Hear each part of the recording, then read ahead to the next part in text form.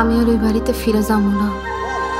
স্বামীর অত্যাচারের মাত্রা অক্ষণ আমার সহ্য সীমার বাইরে। বাপের বাড়িও বইসা থাকা যায় না।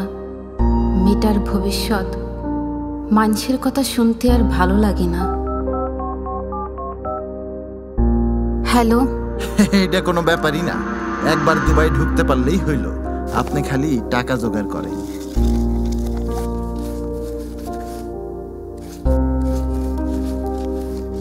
ধ্যাত, বারবার ভুল হইতেছে।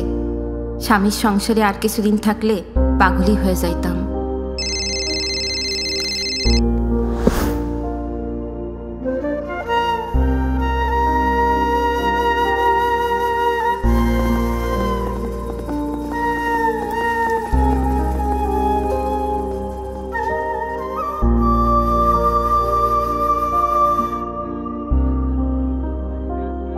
মিনু না?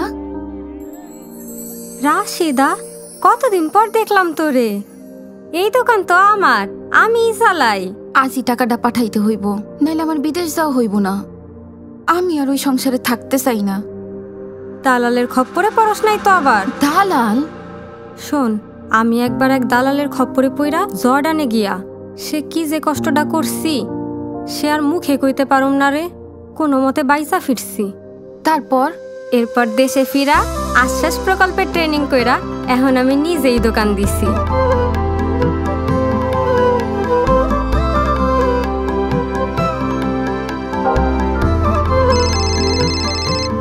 এইভাবে আমাকে আর প্রতারণার ফাঁদে ফেলাইতে পারবেন না। আমি আপনার বিরুদ্ধে থানায় প্রতারণার অভিযোগ করব। নির্যাতন থেকে বাঁচতে সঠিক সিদ্ধান্ত নিন, ঝুঁকির পথ নয়।